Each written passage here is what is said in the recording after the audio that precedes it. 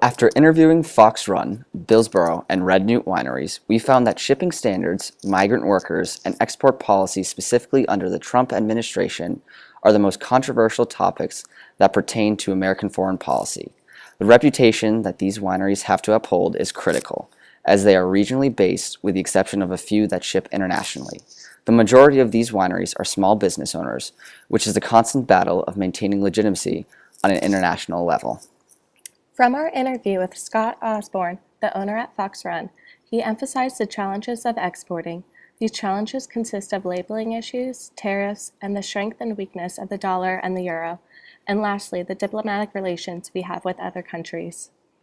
Mr. Osborne discussed the implications of American foreign policy as he stated, that I didn't bring up, which is federal funding for export, and it's called a market access program, and it's for marketing American products overseas, and they provide money for travel to go to wine shows and whatever your industry is. He's going to cut that money out, and it looks like that may be cut, and if he cuts the MAP program, there's no export from this country at all, because people can't afford it. I mean, it costs, for me to go to Europe, you figure to promote my product at a wine show, I have to pay for flight, I have to pay for booth space, which is really expensive, I have to pay for hotels and everything, which is really expensive in Europe, way more than what is here. So the costs to a small business is going to be huge without this market access. The federally funded Market Access Program allows small business owners to promote their products abroad in order to create a platform for international distributors.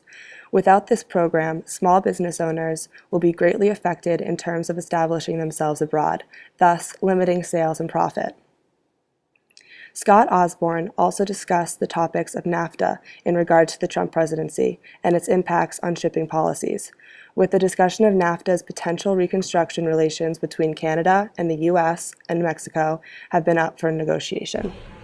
The Canadian dollar just went down even further, which means that if I want my wines to be competitive in Alberta, I'm going to have to cut my profits, which are very minimal anyway. And that's really messed up. And if they decide to get in a pissing match, which was this recent thing with logging and wood, is potentially Trudeau could just say, well, we're going to start putting an extra tariff on American wines. Well, there's probably close to $1 billion worth of, maybe even a half, maybe that might be excessive, but let's say $500 million. $500 million of wine, of California wine, is shipped to Canada. If they can't ship to Canada, where's that wine going to go? It's going to go. They're going to dump it in New York. They're going to dump it everywhere, and I'm screwed. I'm absolutely screwed because I can't compete with the California wineries because of the massive size. They're all extremely profitable, so they can cut their prices if they want to dump it. If the Trump administration decides to restructure NAFTA, the small Finger Lakes wineries will not be able to sell internationally, along with the large California wineries. As a result, the large West Coast wineries will threaten Finger Lakes on a domestic level. We interviewed Kim Aliberte, the owner of Billsboro, on the topic of migrant workers and the impact stricter immigration laws and their enforcement. I know the shortage and the whole immigration crackdown is a serious issue for us and for wineries because literally it means grapes sit and rot on the vine. There's just not a group of people around here that are looking to do that work. It's really hard work. It's grueling work. Brought that up, it is grueling, difficult work, and there's just not a lot of people around here. It's not like there's no native New Yorkers that are doing the work, but there's just not enough that are professionals at it and that can do it quickly and efficiently. So it's definitely, since we've been having these crackdowns, there's been some issues with getting all the grapes off the vine.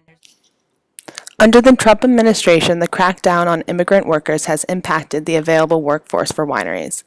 The jobs that immigrants are willing to work are not being filled, and at the same time, a majority of U.S. citizens are not willing to partake in the hard labor.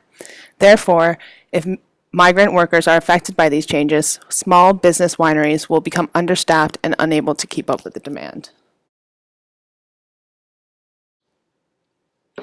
Lastly, we interviewed the owner of Red Newt, Kelby Russell, who discussed the difficulties of climate change and the implications of underfunding the EPA.